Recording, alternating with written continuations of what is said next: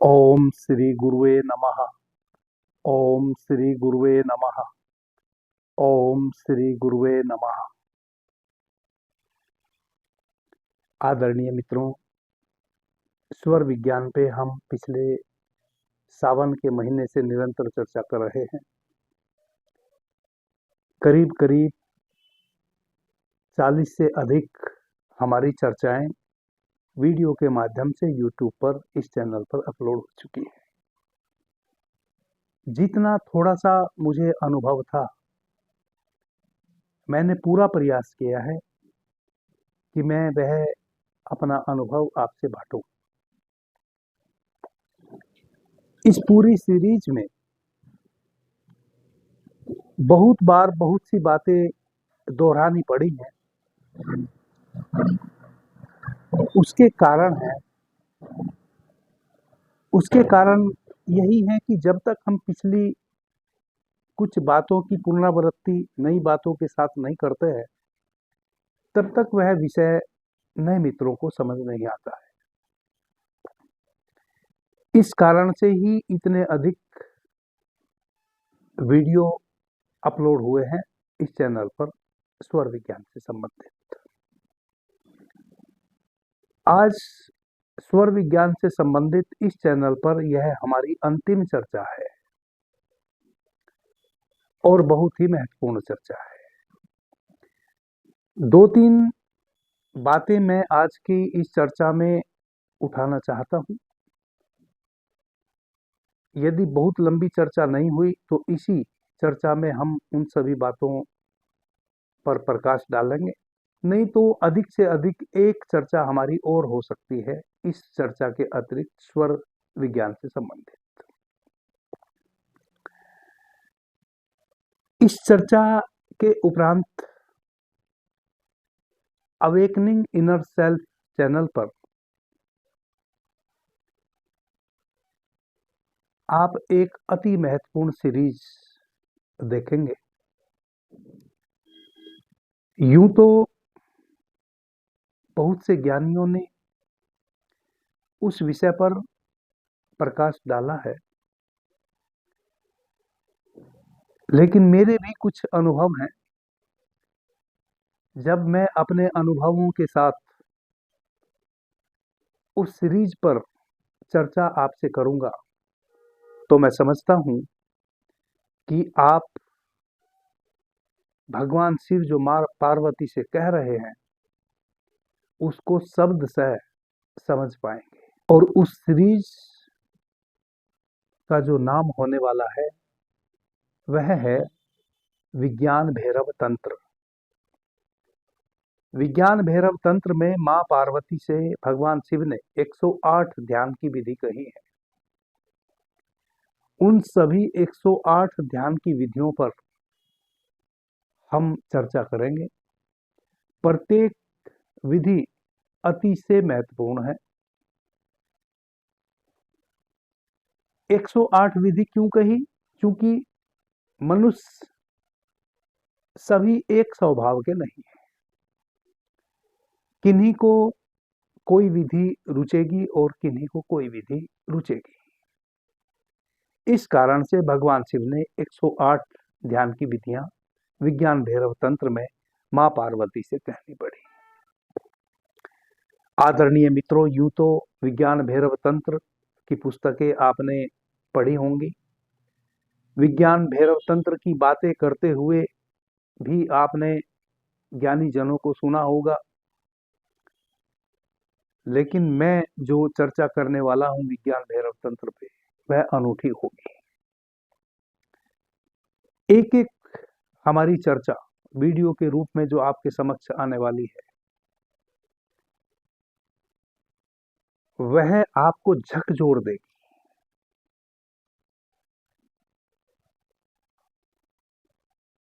आप अपनी तैयारी रखें।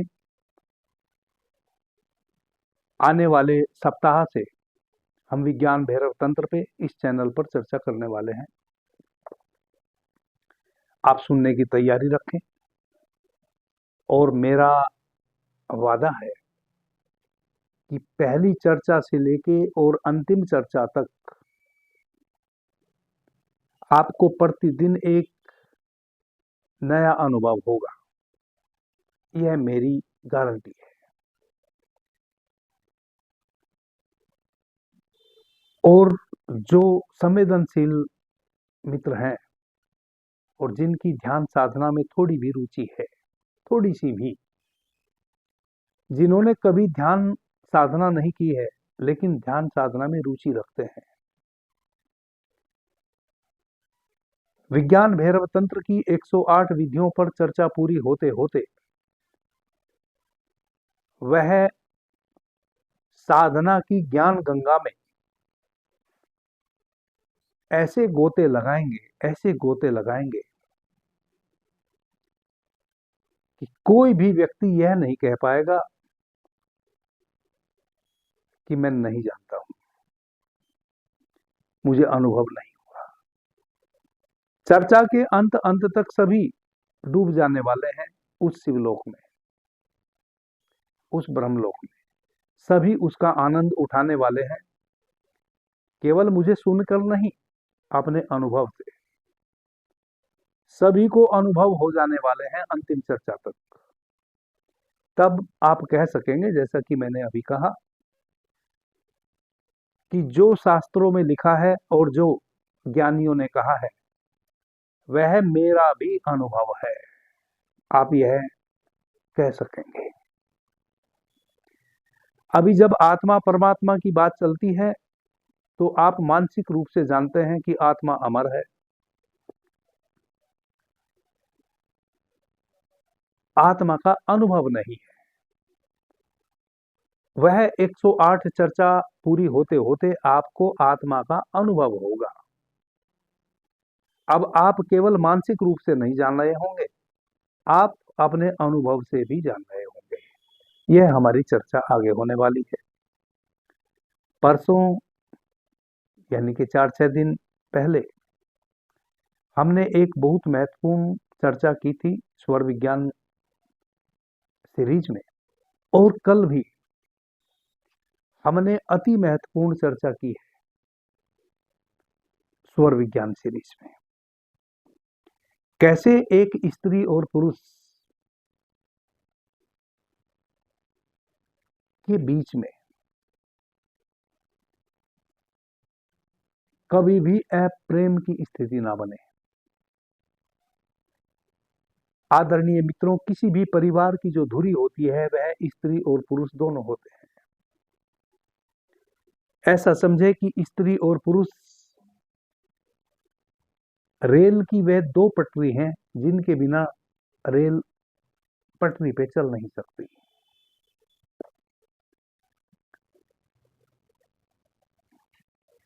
और वह पटरियां हर 2-3 फीट की दूरी पे किसी टेक से आपस में जुड़ी हुई होती है। वह टेक भी यदि ना हो तो भी उस पर ट्रेन नहीं चल सकती, पटरियां इधर उधर हो जाएंगी। वह टेक उन पटरियों को जोड़े रखती है।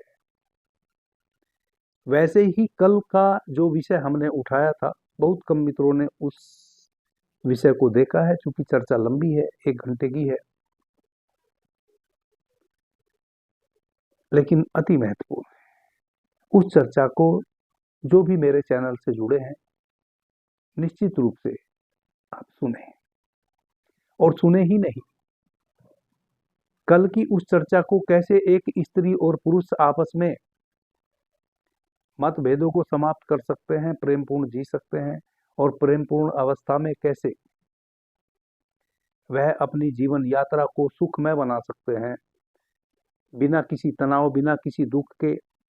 कैसे एक स्त्री और पुरुष के जीवन में, उनकी पूरी गृहस्थी में किसी भी प्रकार का दुख उनको छू भी नहीं सकता, वह सब उपाय मैंने कल की चर्चा में कहे हैं। मेरा निवेदन है, मैं कभी अपने किसी भी चर्चा के विषय में कभी नहीं कहता हूं कि आप निश्चित रूप से मेरे उस वीडियो को देखें। आप मेरे पूरे चैनल में एक एक वीडियो में चले जाएं, कभी मैं ऐसा निवेदन नहीं करता हूं। ऐसा नहीं कि मुझे किसी प्रकार का अहंकार है, मैं अपनी बातें किसी पर थोपना नहीं चाहता हूं, बस इतनी सी बात है, अहंकार नहीं है।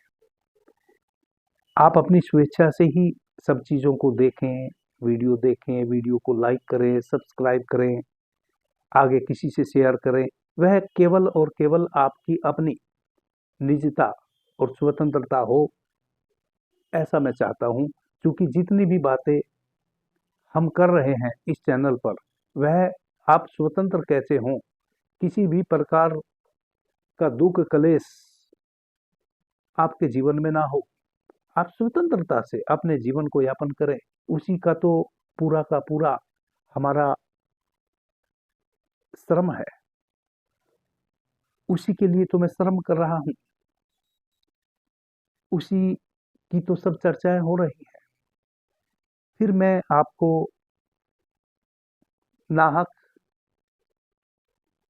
नहीं कहना चाहता कि आप ऐसा करें वैसा करें। कल की चर्चा के विषय में मैं कहूंगा, आप उसको देखें और उसको आगे शेयर भी करें। जो बातें आपको यूं ही लग रही हैं, क्योंकि लंबी चर्चा है, वह अति महत्वपूर्ण है, एक एक शब्द महत्वपूर्ण है। आज का जो हमारा विषय है, अब हम अंतिम पड़ाव में है। एक बात और मैं कह देना चाहता हूं सभी मित्रों को, हमारा एक चैनल है बाबा जी कहो। हम अवेकनिंग इनर सेल्फ जिस चैनल पे अभी मैं आपसे बात कर रहा हूं, इस चैनल पर सीरीज चलाएंगे विज्ञान भैरव तंत्र अगले सप्ताह से। और बाबा जी कहो चैनल पर हम वापस से स्वर विज्ञान सीरीज को और सरलता के साथ और सरलता के साथ दोबारा से उसको रिपीट करने वाले हैं। वहां सब नई चर्चाएं होंगी, पुरानी कोई चर्चा उस चैनल पर नहीं होगी, नई चर्चाएं होंगी। प्रत्येक विषय को सूक्ष्मता से उठाया जाएगा और उसको और सुलभ बनाया जाएगा। क्योंकि 40-50 चर्चाएं आपके समक्ष स्वर विज्ञान पे जो मैंने की है, तो मुझे भी और बहुत अनुभव हुए हैं। वह अनुभव यह हुए हैं कि और कम बातों में और ऐसे शब्दों का चयन किया जा सकता है कि आप उस विषय को अधिक से अधिक जान पाए। तो बाबा जी कहो चैनल पर मैं इस सीरीज को दोबारा से दोहराने वाला हूं, और जो वीडियो स्वर विज्ञान से संबंधित आपके समक्ष इस चैनल पर हैं, वह उस चैनल पर नहीं होंगे, बिल्कुल नए होंगे। आज की हमारी चर्चा का विषय है, भगवान शिव एक श्लोक के माध्यम से कहते हैं। मैं एक निवेदन और सभी मित्रों से करना चाहता हूं, मुझे संस्कृत बिल्कुल भी नहीं आती है। आप आश्चर्यचकित होंगे, मुझे आरती तक किसी देवी देवता की नहीं आती है।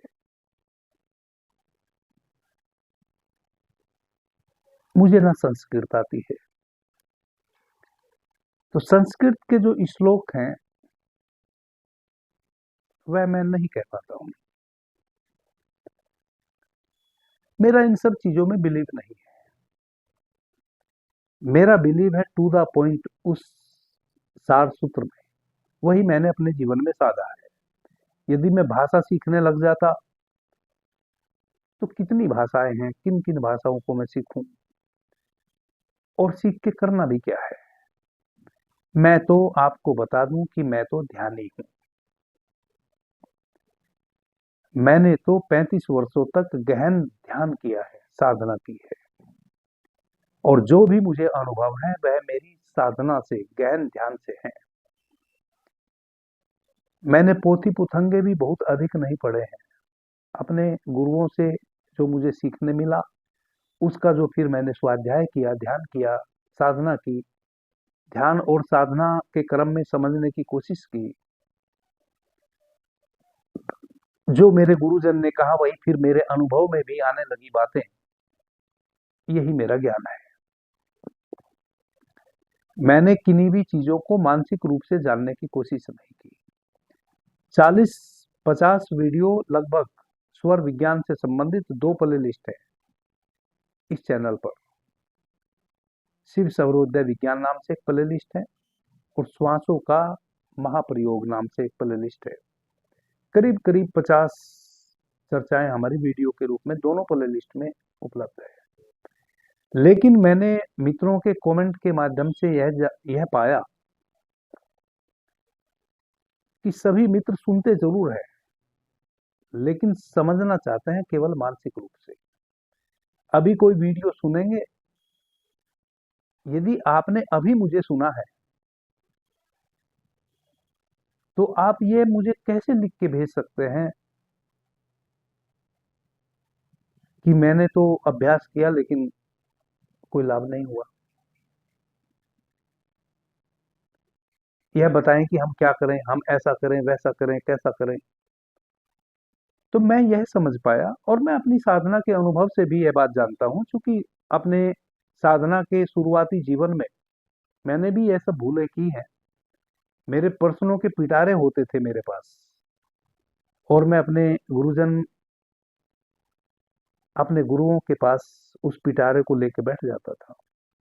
अच्छा गुरुजी यह बताओ, अच्छा गुरुजी वह बताओ।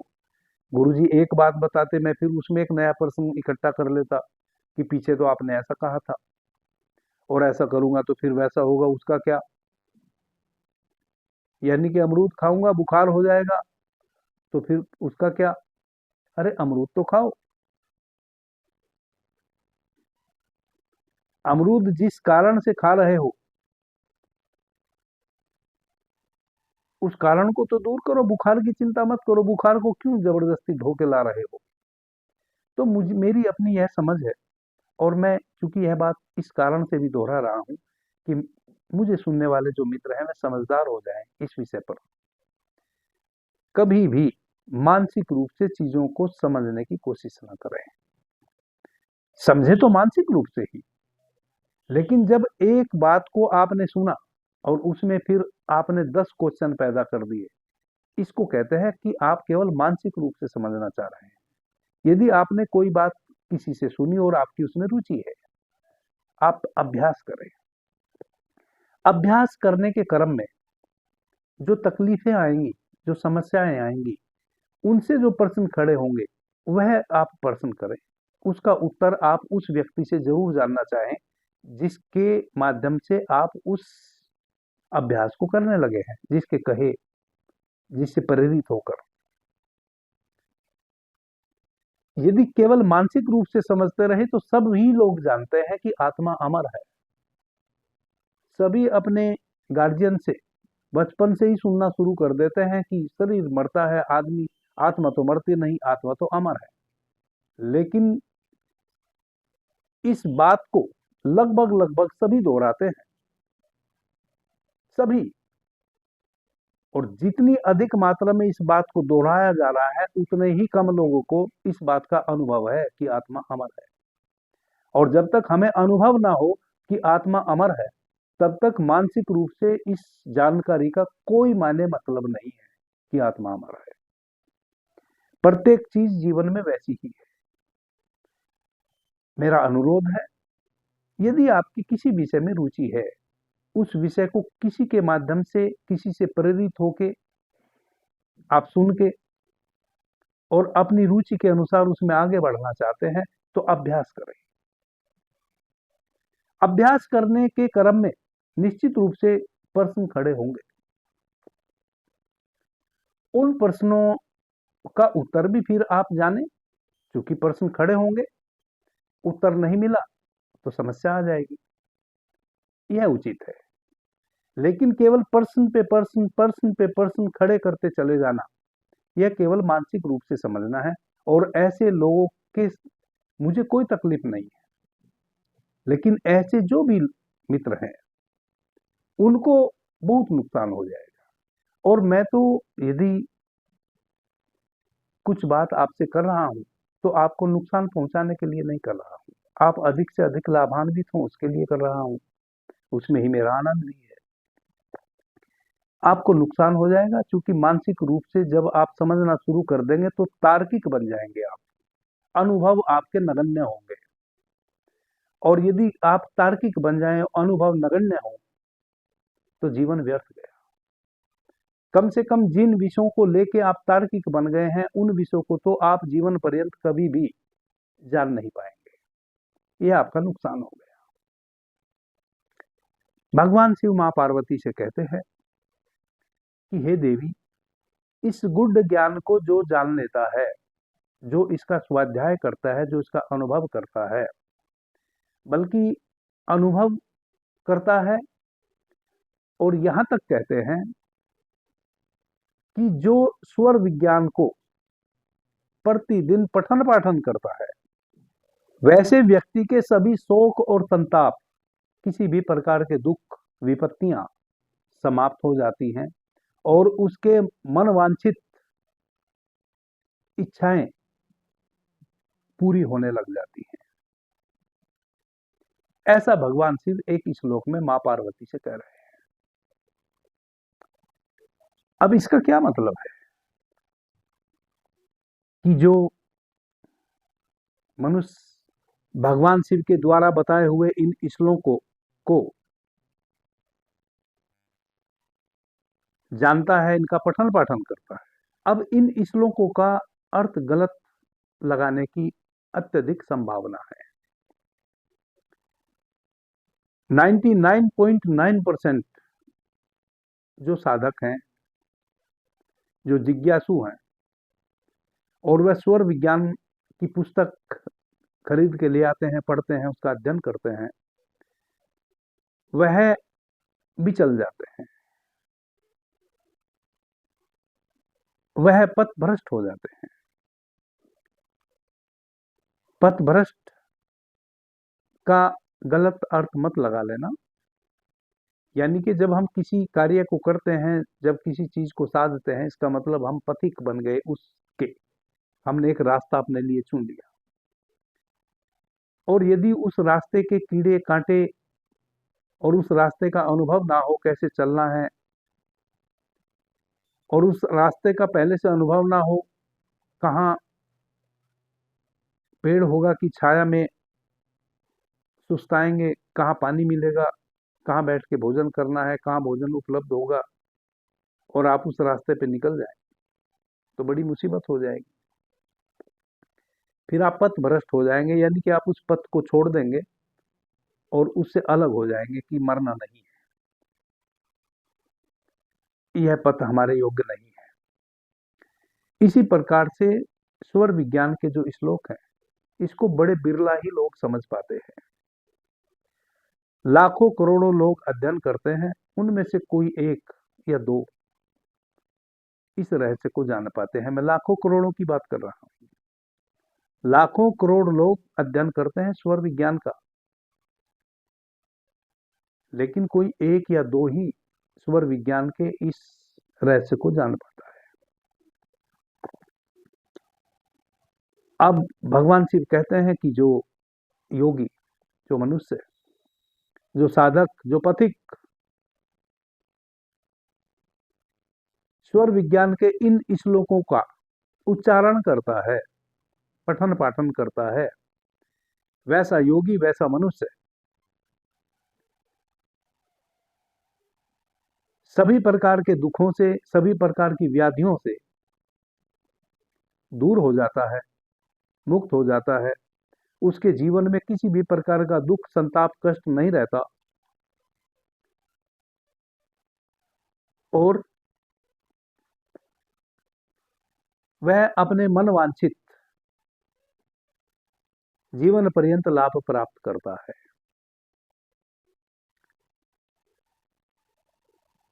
तो यहां 99.9% जो मित्र हैं, वो ऐसा सोचते हैं कि इन श्लोकों का हमें अध्ययन करना है। जैसे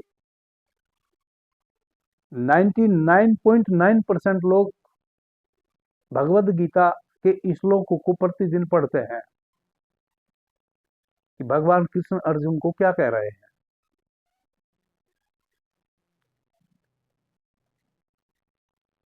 और समझ लेते हैं कि आज हमने एक अध्याय पढ़ लिया सुबह में और एक अध्याय पढ़ लिया शाम में, और आज की हमारी भक्ति पूरी हुई। आज का हमारा धार्मिक क्रियाकलाप पूरा हुआ, आज हमने धर्म कमा लिया। इतना आसान नहीं है धर्म कमाना। भगवान कृष्ण जो अर्जुन को इस श्लोक में कह रहे हैं कि हे अर्जुन, तू ऐसा कर, तू वैसा कर, वही आप भी करेंगे उस श्लोक को पढ़ के, तभी आपने धर्म कमाया। वरना तो भगवत गीता के श्लोक पढ़े या किसी क्लास 2 या 3 के बच्चे की, स्टूडेंट की आपने हिंदी की कोई पुस्तिका पढ़ी, कोई भेद नहीं है, बराबर है दोनों। बस आपकी एक आदत बन गई है। आदत तो आदत है, वह कोई भी हो। बीड़ी पीने की आदत हो सकती है, हर 5 मिनट में बीड़ी चाहिए। आदत कोई भी हो, वह श्रेष्ठ नहीं होती। तो भगवत गीता पढ़ने की भी आदत हो गई। भगवत गीता में भगवान श्री कृष्ण अर्जुन को जो भी किसी श्लोक के माध्यम से कह रहे हैं कि हे अर्जुन, तू ऐसा कर, वह भगवान कृष्ण अर्जुन को ही नहीं कह रहे हैं, वह आपसे भी कह रहे हैं। भगवान कृष्ण को आप तभी समझ पाएंगे जब आप भी उस श्लोक का अनुपालन करें, आप भी वैसा ही करें जो अर्जुन ने किया था।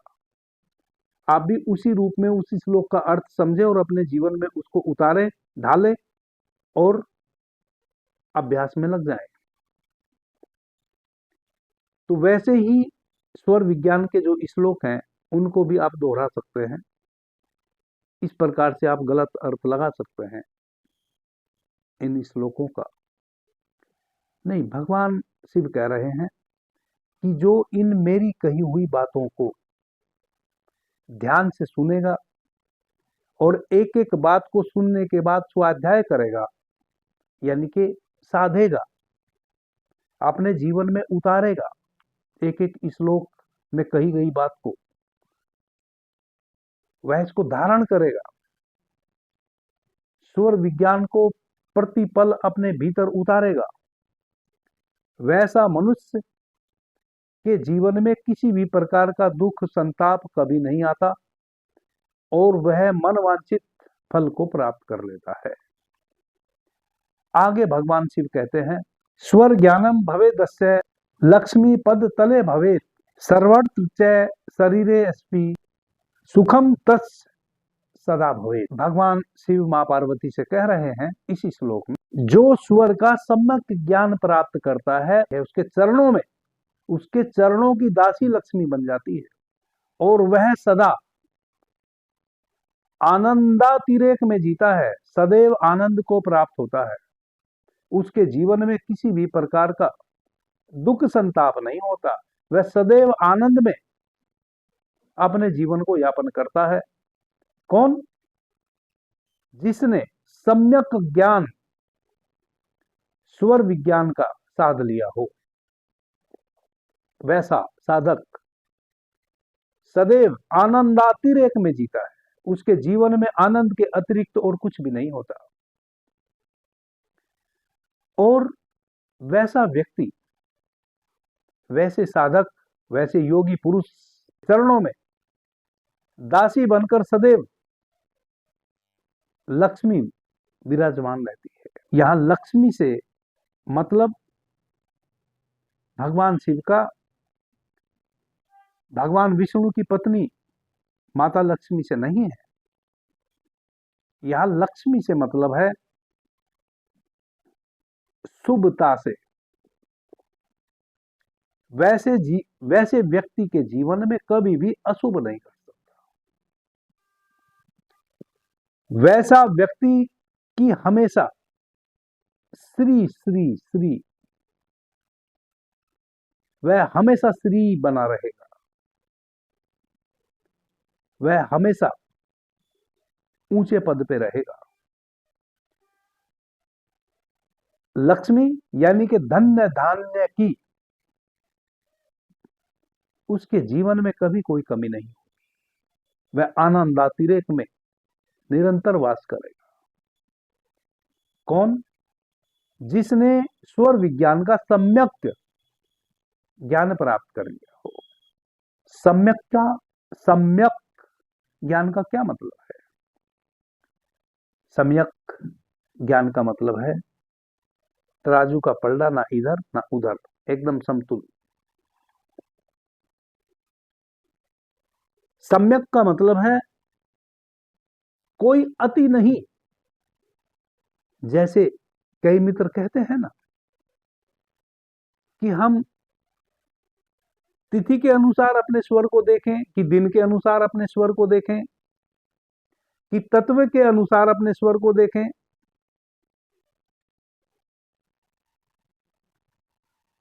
एक ही तत्व को हम अधिक से अधिक अपने भीतर कैसे चलाएं, यह जो कोशिश है यह असम्यकता है। सम्यकता क्या है? स्वर विज्ञान के मेथड को समझना। प्रतिदिन तिथि के अनुसार हमारा स्वर बहना चाहिए। जब हम सुबह निद्रा से जगते हैं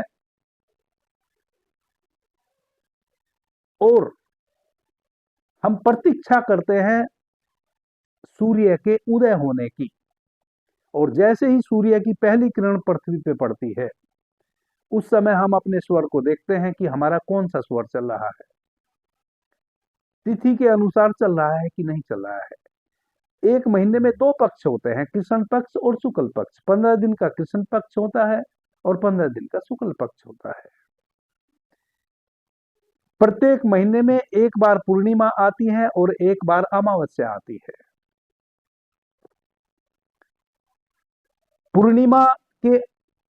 पूर्णिमा यदि आज है तो कल से कृष्ण पक्ष शुरू हो गया, ऐसा समझे। अब 15 दिन कृष्ण पक्ष के चलेंगे। प्रथमा, द्वितीया, तृतीया, चतुर्थी, पंचमी, षष्ठी, सप्तमी, अष्टमी, नवमी, दसवीं, एकादशी, द्वादशी, त्रयोदशी, चौदस और फिर अमावस्या। 15वें दिन अमावस्या। अमावस्या के जिस दिन अमावस्या की रात्रि होगी उसके अगले दिन जो सुबह होगी वह शुक्ल पक्ष की होगी। वह पहला दिन होगा शुक्ल पक्ष का। तो प्रथमा यानी कि पहला दिन, द्वितीया यानी कि दूसरा दिन, तृतीया, चतुर्थी, पंचमी, षष्ठी, सप्तमी, अष्टमी, नवमी, दसवीं, एकादशी, द्वादशी, त्रयोदशी, चौदस और पूर्णिमा। इस प्रकार से आप पूरे महीने में इन 2 पखवाड़ों को समझें।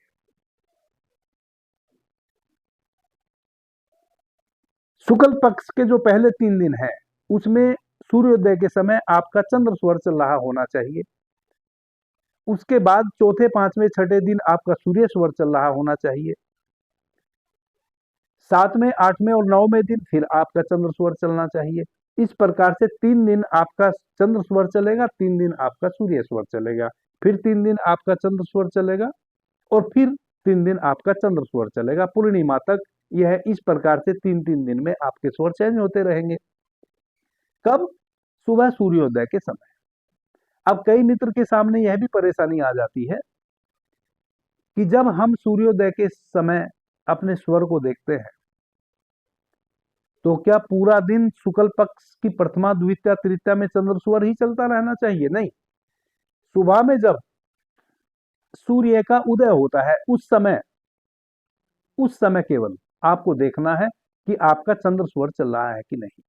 इसी प्रकार से कृष्ण पक्ष में सूर्योदय के समय आपका सूर्य स्वर पहले बहना चाहिए, प्रथमा, द्वितीया, तृतीया यानी कि पहले 3 दिन। फिर अगले 3 दिन आपका चंद्र स्वर, फिर अगले 3 दिन आपका सूर्य स्वर। इस प्रकार से अमावस्या तक प्रत्येक 3 दिन में आपके स्वर चेंज होते रहेंगे। प्रथम जो स्वर बहेगा पहले 3 दिन कृष्ण पक्ष में वह आपका सूर्य स्वर बहना चाहिए सूर्योदय के समय। यह तो एक बात हुई। अब स्वर विज्ञान में और बहुत सी बातें हैं। सबसे अधिक शुभ माना गया है पृथ्वी और जल तत्व। आपका चंद्र स्वर चल रहा हो या सूर्य स्वर चल रहा हो, तो पृथ्वी तत्व बह रहा हो या जल तत्व बह रहा हो, वैसे समय में आप कोई भी कार्य करते हैं, जो सूर्य नाड़ी यदि बह रही है और उसमें पृथ्वी या जल तत्व बह रहा है, तो सूर्य नाड़ी में करने वाले कार्य यदि आप जल तत्व पृथ्वी तत्व का उद्भव हो रहा हो आपकी श्वासों में, उस समय करते हैं, तो आपको 100% लाभ मिलेगा। वैसे ही चंद्र स्वर यदि आपका बह रहा है और उसमें जल तत्व या पृथ्वी तत्व का निग्रह हो रहा है, वैसी अवस्था में भी अधिक से अधिक लाभ आप प्राप्त कर पाएंगे जो चंद्र स्वर में करने वाले कार्य हैं उनमें। अब यदि पृथ्वी तत्व जल तत्व नहीं बह रहा है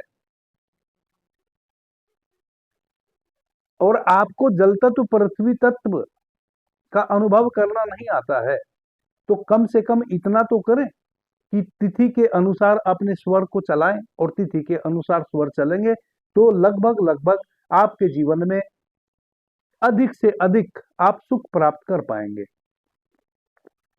यदि स्वर विज्ञान का आपको अनुभव आप करते हैं, साधते हैं, तो फिर तिथि के अनुसार आपके स्वर हो, दिन भी उस तिथि का हो, दिशा भी उस तिथि की हो। इस प्रकार से सब चीजों को देख के आप कोई कार्य करेंगे तो वह सोने पे सुहागे जैसा होगा। तो जिन मित्रों ने सम्यक ज्ञान स्वर का अर्जित कर लिया हो, उनको यह अड़चन नहीं आती है। वो जानते हैं कि तिथि के अनुसार स्वर बह रहे हैं, नहीं बह रहे हैं,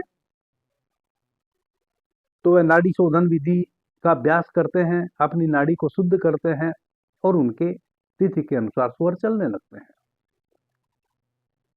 फिर पृथ्वी तत्व जल तत्व यदि बहे तो और अच्छा, नहीं बह रहे हैं तो कोई बात नहीं। वह उस दिन की प्रतीक्षा करेंगे जब तिथि के अनुसार स्वर भी चल रहा हो और स्वर में जल तत्व या पृथ्वी तत्व का निग्रह हो रहा हो, और जिस कार्य को करने जाना है उसकी दिशा भी चंद्र स्वर की हो, अक्षर भी सम हो। वह उस दिन का इंतजार करेगा, प्रतीक्षा करेगा। कोई महत्वपूर्ण कार्य यदि उसने शुरू करना है तो वह इंतजार करेगा, उस दिन करेगा उस कार्य को, तो उसको सफलता मिलेगी। यह हुआ सम्यक ज्ञान कि हम प्रतीक्षा करेंगे उस घड़ी की जब सब कुछ सम्य हो, और जब तक सम्य नहीं होता है तब तक हम अपने जीवन को तिथि के अनुसार अपनी स्वर को देखते रहेंगे और चलते रहेंगे। तो इसको कहते हैं सम्यकता, यानी कि हम अति में ना जाएं। कि अति क्या है? अति यह है हम जीना ही छोड़ दें, हम घर से बाहर ही ना निकले कि नहीं नहीं तत्व तो मेरे अनुकूल चल नहीं रहे, दिन भी अनुकूल नहीं है। कई मित्र तो यहां तक कहते हैं कि आज शनिवार है और शनिवार का जो दिन है वह तो सूर्य का है,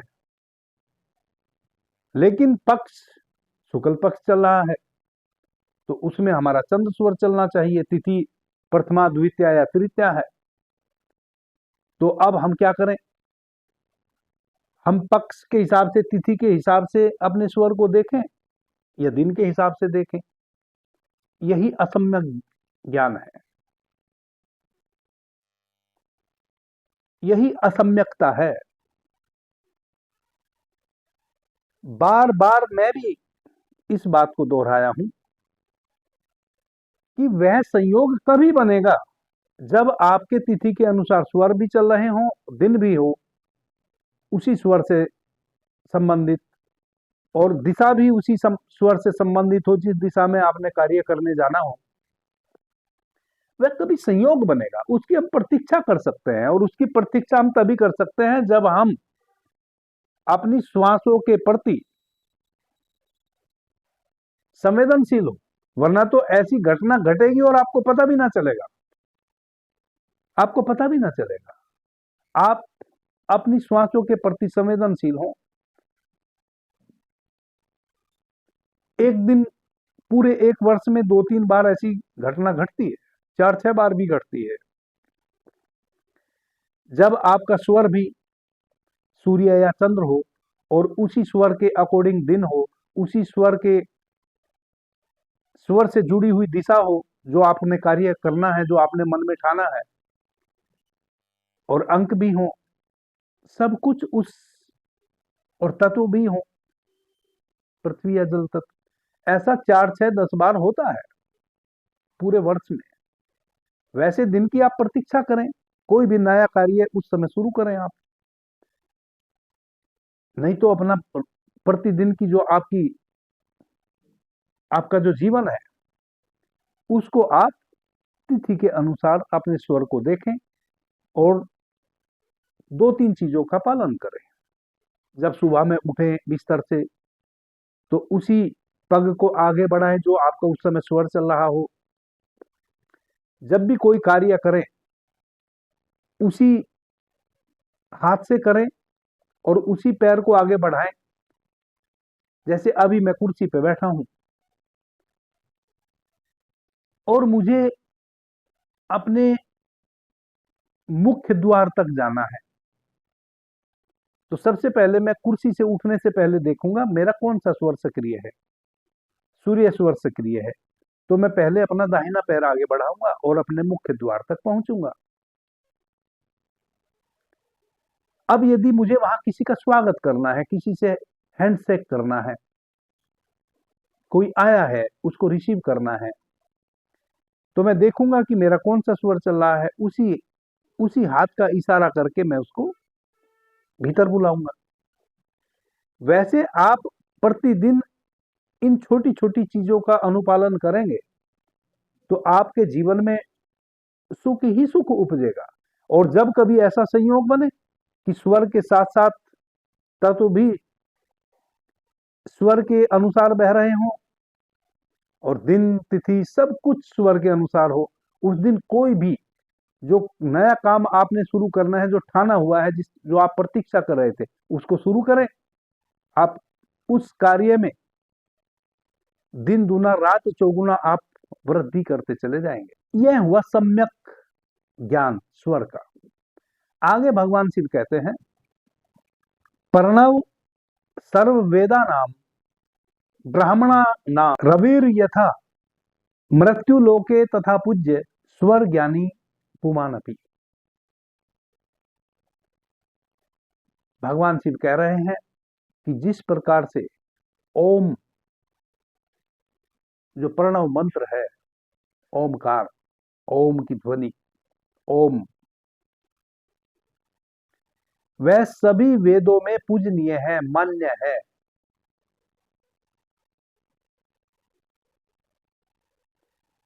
जिस प्रकार से जो ब्रह्म ज्ञानी है, जो ब्रह्म ज्ञान अर्जित कर लिए हैं, साधक हैं, जो ब्राह्मण ब्रह्म ज्ञान को उपलब्ध हो गए हैं, सूर्य को अपार महत्व और सम्मान देते हैं,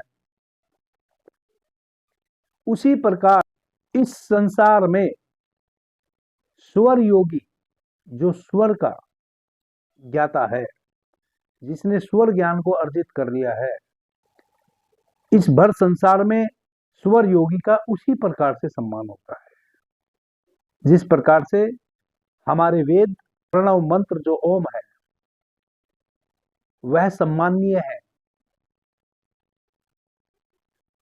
जिस प्रकार से ब्रह्म ज्ञानी सूर्य को, भास्कर को पूजते हैं, उसी प्रकार से स्वर ज्ञानी इस संसार में पूजनीय है। इसका मतलब क्या हुआ? कौन पूजेगा स्वर ज्ञानी को? इसका मतलब यह हुआ कि जिसने स्वर ज्ञान अर्जित कर लिया हो, उसके जीवन में कोई दुर्योग नहीं घटेगा किसी भी प्रकार का, कभी भी, और वह सामने वाले के जीवन में भी दुर्योग नहीं घटने देगा, इसलिए वह पूजनीय है। आदरणीय मित्रों, इस बात का हम सदैव ध्यान रखें। यदि हम किसी का भी भला ना कर पाए, केवल अपना भी भला कर ले, तो भी बहुत से लोगों का भला हो जाता है। मैं धन संपदा की बात नहीं कर रहा हूं, मैं ज्ञान की बात कर रहा हूं। यदि आप केवल अपने लिए ज्ञान अर्जित कर ले तो समझ लीजिए कि सैकड़ों लोगों का भला आपके कारण हो जाता है। आप करना ना चाहेंगे तो भी हो जाएगा, क्योंकि एक भला व्यक्ति कहीं भी कोई झगड़ा फसाद हो रहा होगा, वह उसको हमेशा सुलझाने का कार्य करेगा, उसमें और अग्नि डालने का कार्य नहीं करेगा। वह अनित होने से बचा सकता है उस समय उस घटना को। इसी प्रकार से भला व्यक्ति ना जाने कब किसका किस रूप में भला करता चला जाएगा, लेकिन उसने स्वयं का भला पहले कर लिया हो, यदि यानी कि ज्ञान अर्जित कर लिया हो, तब वह सबका पूजनीय हो जाता है। आगे भगवान शिव कहते हैं, जिस साधक को, जिस मनुष्य को तीनों नाड़ियों का सम्यक ज्ञान हो गया हो, इड़ा, पिंगला और सुषुम्ना, और पांचों तत्वों की सम्यक जानकारी हो गई हो, किस तत्व को किस प्रकार, किस तत्व के क्या लक्षण हैं, यानी कि कब हमारी श्वासों में कौन सा तत्व चल रहा है, इसको उसने साध लिया हो, उसको प्रति पल प्रति क्षण पता हो, मेरी श्वासों में फला तत्व, पृथ्वी तत्व, जल तत्व, अग्नि, वायु, आकाश, कौन सा तत्व बह रहा है उसको पता हो। वैसे व्यक्ति को अपने पूरे जीवन में ना कभी किसी जड़ी बूटी की अनिवार्यता होती, यानी कि औषधि की अनिवार्यता होती, अपने शरीर में किसी व्याधि को फटकने ही नहीं देता। उसको पहले ही पता होता है कि अब कौन सी व्याधि मुझे घेरने वाली है, उसका वह पहले ही अवरोध कर लेता है, रक्षण कर लेता है। आदरणीय मित्रों, जब भी कोई व्याधि आपको घेरती है, क्योंकि हम संवेदनशील नहीं है स्वयं के प्रति, इसलिए पिछले श्लोक का उत्तर देने के क्रम में मैंने कहा कि आप अपना भला यदि कर ले तो आपके माध्यम से बहुतों का भला हो जाता है, लेकिन प्रत्येक व्यक्ति दूसरों का भला करने में लगा है, स्वयं का भला करने में नहीं लगा है। धन अर्जित तो स्वयं के लिए करता है, लेकिन बाकी चीजें दूसरों को समझाता है। जितना ज्ञान आज के युग में लोगों को दिया जा रहा है, कहें कि सर्वाधिक कोई चीज यदि कोई किसी को दे रहा है तो वह ज्ञान दे रहा है, और सर्वाधिक कोई चीज किसी से कोई नहीं ले रहा है तो वह भी ज्ञान है जो नहीं ले रहा है। यानी कि प्रत्येक व्यक्ति दूसरे को ज्ञान झाड़ने में लगा हुआ है, और जिसको वह ज्ञान झाड़ रहा है वह भी किसी और को ज्ञान झाड़ने में लगा हुआ है। ज्ञान अर्जित करने की दोनों को ही नहीं पड़ी है, केवल ज्ञान झाड़ना है। मानसिक रूप से कुछ चीजों को समझ लिया जो मैंने इस चर्चा के शुरुआत में कहा, और उस मानसिक रूप से अपनी समझदारी को दूसरों पर झाड़ने में लगा है। न स्वयं अनुभव किया, न जिसको वह ज्ञान झाड़ रहा है वह उसका अनुभव करेगा, वह सुन भी नहीं रहा है दूसरा। इसलिए कहते हैं कि सर्वाधिक देने वाली चीज इस जगत में आज के युग में जो अभी वर्तमान हमारा चल रहा है वह ज्ञान है, और सर्वाधिक नहीं ले जाने वाली चीज भी ज्ञान है। कोई कितना ही भाषण दे, सुनने वाले अपने लाभ हानि के अनुरूप ही सुनते हैं, और 90% लोग तो केवल इसलिए सुनते हैं ताकि मुझे सुने और फिर वह उस बात को दूसरे को दोहराएं, जाके दूसरे को समझाएं कि भाई ऐसा कर लो वैसा कर लो। स्वयं नहीं करेंगे, कोई स्वाध्याय नहीं करेंगे। उन्हीं लोगों के विषय में मैंने कहा इस चर्चा की शुरुआत में कि मानसिक रूप से चीजों को समझना चाहते हैं। क्यों? क्योंकि उनको मानसिक रूप से दूसरे के ऊपर जाके बुमेटिंग करनी है, जो उन्होंने मानसिक रूप से समझा है उस विचार की, उस ज्ञान की। अर्जित कुछ नहीं किया, अनुभव कुछ नहीं किया, स्वाध्याय कुछ भी नहीं किया। तो भगवान शिव यहां मां पार्वती से कह रहे हैं, जिस नीड़ा, पिंगला और सुषुम्ना, इन तीनों नाड़ियों के स्वभाव को जान लिया हो, और इन तीनों नाड़ियों में कब कौन सा तत्व बह रहा है उसको जान लिया हो, वैसा व्यक्ति, वैसा योगी, वैसा साधक समग्र प्रकार के ज्ञान का ज्ञाता हो जाता है। समग्र प्रकार के ज्ञान का ज्ञाता हो जाता है जिसने पांचों तत्वों को अपने भीतर जान लिया हो, कब कौन सा तत्व बहता है, और उनसे एसोसिएट हो गया हो, जुड़ गया हो। यह ब्रह्मांड भी पांच तत्वों से निर्मित है और यह मनुष्य का शरीर भी पांच तत्वों से निर्मित है। जिसने उन पांच तत्वों को अपने भीतर जान लिया, उसने इस ब्रह्मांड का अवलोकन करना शुरू कर दिया। इस ब्रह्मांड को भी जानना उसके लिए एक क्षण भर का कार्य रह जाएगा, और उसको किसी भी प्रकार की औषधि की, जड़ी बूटी की कभी भी जीवन पर्यंत आवश्यकता नहीं पड़ती, क्योंकि वह इतना संवेदनशील हो गया अपनी श्वासों के प्रति और तत्वों के प्रति कि कोई भी व्याधि उसके निकट आएगी तो उसको पता चलेगा। कैसे पता चलेगा? जब भी कोई व्याधि आती है, अभी हमें सर्दी पकड़ ले, सर्दी अभी आई नहीं है, थोड़ा हरारत सी शरीर में होनी शुरू हुई है, तो हमारा सूर्य स्वर बहना शुरू हो जाएगा। फिर सूर्य स्वर 2.5 घड़ी नहीं बहेगा, जब तक वह सर्दी की रोकथाम हमारा शरीर नहीं कर लेगा, हमारा स्वर नहीं कर लेगा, तब तक अब चंद्र स्वर चलेगा ही नहीं, तब तक निरंतर हमारा सूर्य स्वर बहेगा। क्योंकि सर्दी से रक्षा करनी है शरीर की, और रक्षा करने के लिए प्राण के तल पे हमारा स्ट्रोंग होना बहुत अनिवार्य है। और प्राण के तल पे हम तभी स्ट्रोंग होंगे जब हमारा सूर्य स्वर अधिक देर तक बहेगा।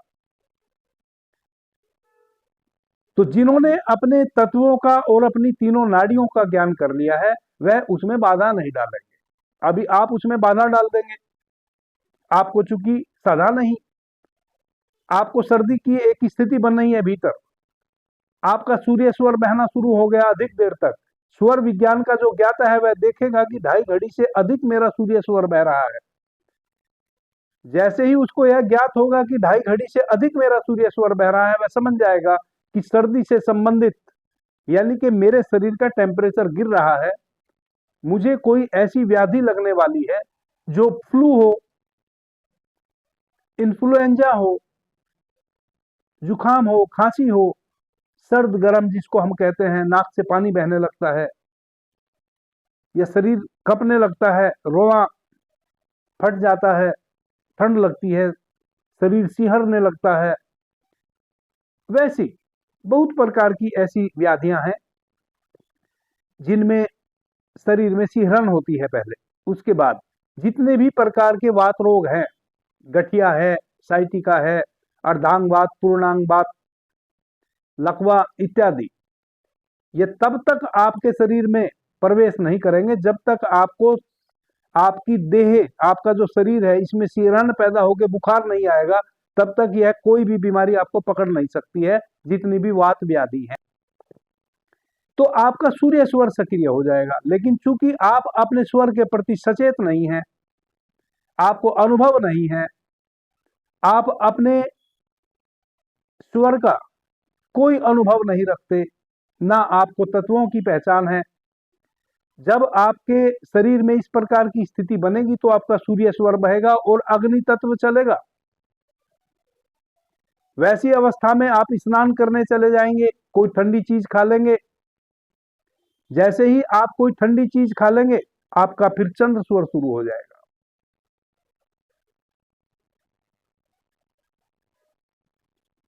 आपने उल्टा कर दिया, अब आपको बीमार होने से कोई नहीं बचा सकता।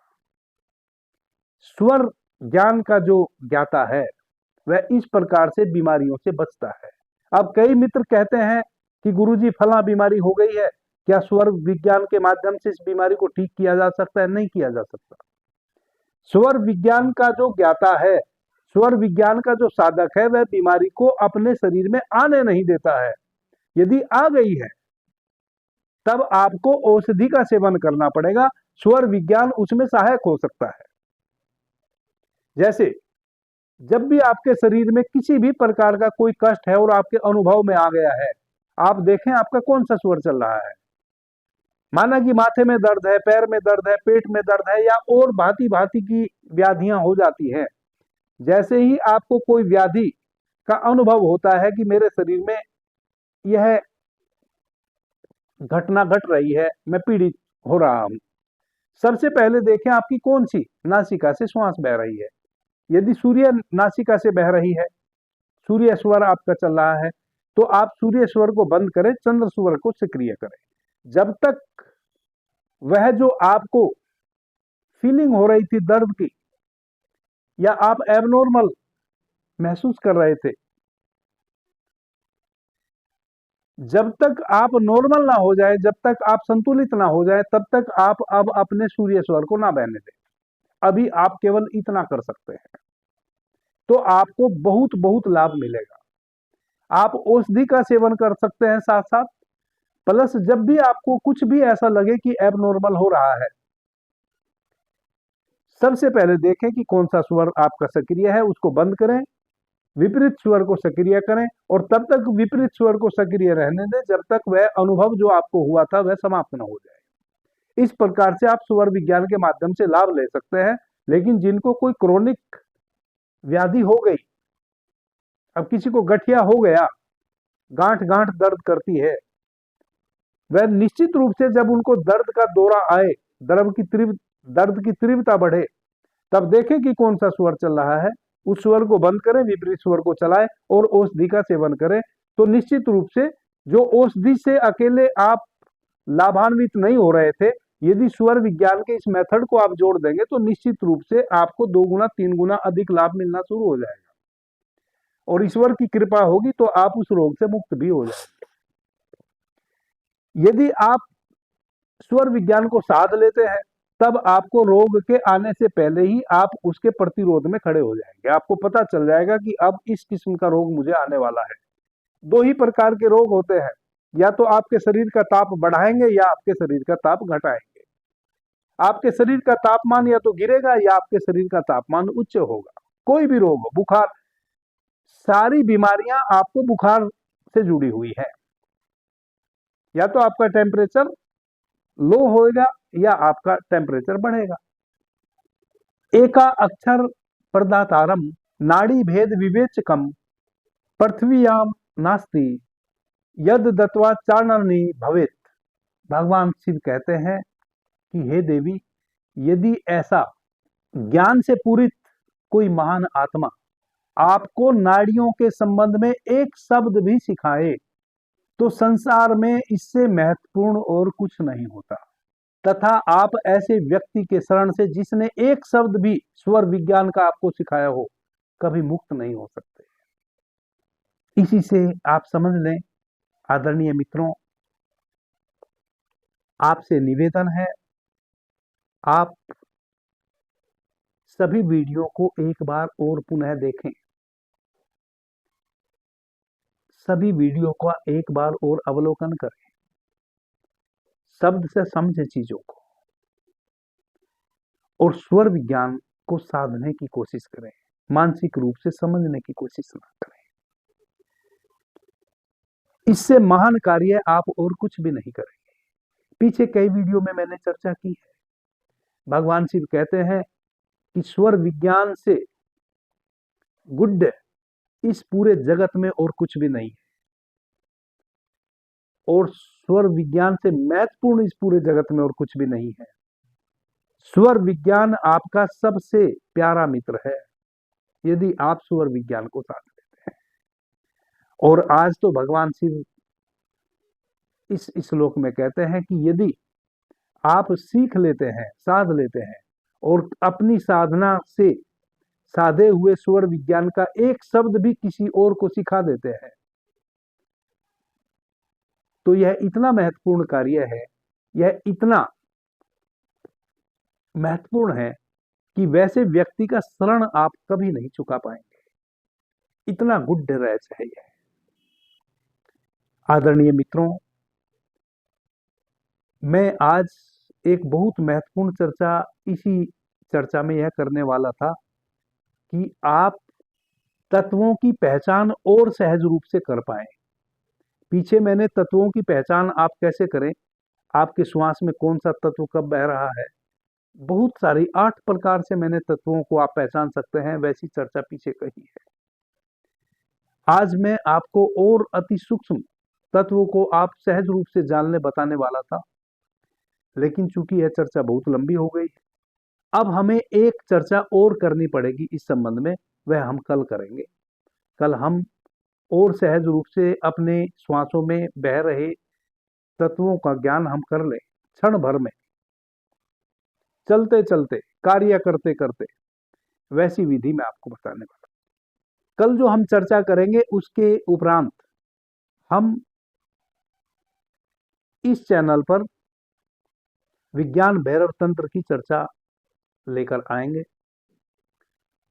और स्वर विज्ञान को और अति सरलता के साथ बाबा जी कहो नाम का जो हमारा चैनल है, उस चैनल पे हम अगले सप्ताह से शुरू करने जा रहे हैं। आप चाहें तो उस चैनल को भी आप सब्सक्राइब कर सकते हैं।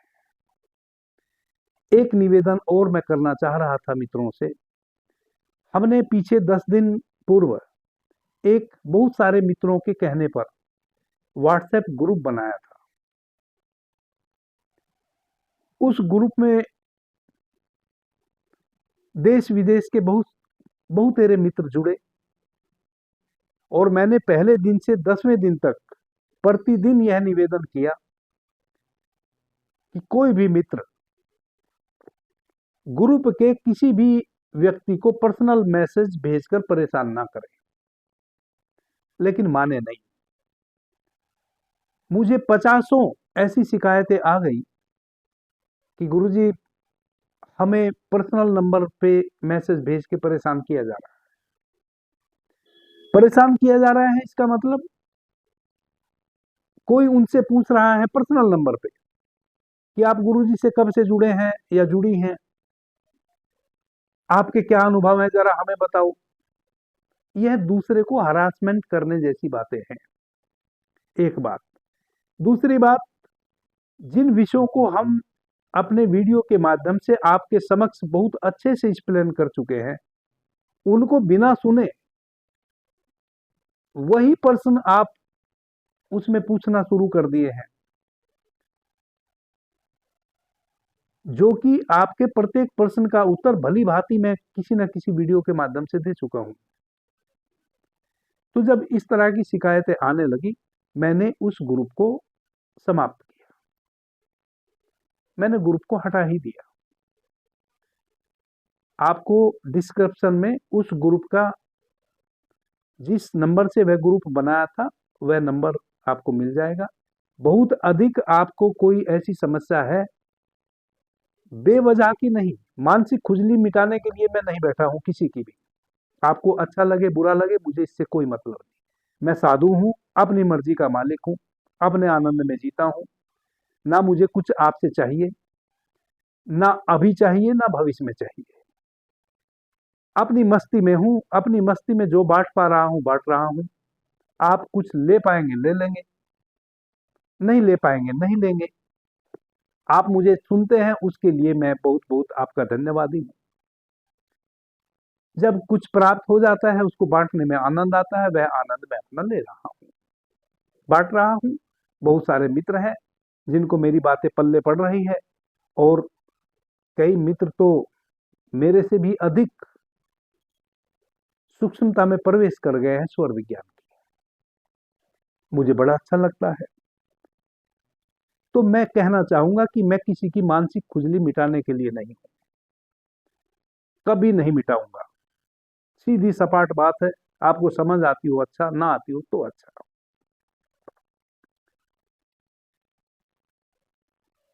आप यदि मुझे सुन रहे हैं, सुनने के उपरांत आप जो मुझे सुना उससे यदि आप अभ्यास करते हैं, उस अभ्यास करने के क्रम में यदि आपको कोई तकलीफ आती है तो आप मेरे इस व्हाट्सएप नंबर पर उस तकलीफ से संबंधित मैसेज मुझे कर सकते हैं। मैं निश्चित रूप से उसका उत्तर दूंगा, आपकी समस्या का निदान करूंगा। मानसिक खुजली मिटाने के लिए कोई बेवजह कुछ कुछ लिखता रहेगा, मैं उसको ब्लॉक कर दूंगा। मुझे कोई इस बात का जरा भी रहम नहीं आएगा किसी पे भी, मैं ब्लॉक कर दूंगा वो 1 सेकंड में। जैसे मैंने 10 दिन के अंदर अंदर व्हाट्सएप ग्रुप को तुरंत बंद किया, क्योंकि मेरी जवाबदेही हो गई। यदि ग्रुप का व्यक्ति, एक व्यक्ति ग्रुप के ही दूसरे व्यक्ति को परेशान कर रहा है तो वह जवाबदेही मेरी है, और मैं लड़ तो किसी से सकता नहीं। प्रार्थना कर सकता हूं, वह मैंने 10 दिन तक की, कोई नहीं माना, मैंने खत्म किया। आप ही लोगों के लाभ के लिए वह बनाया था, उसमें मेरा तो क्या लाभ था। लेकिन सभी प्रकार के लोग हैं।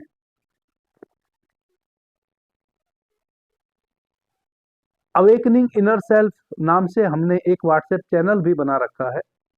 कुछ मित्रों के नोटिफिकेशन की प्रॉब्लम आती है, कहते हैं कि आपका नोटिफिकेशन नहीं मिलता।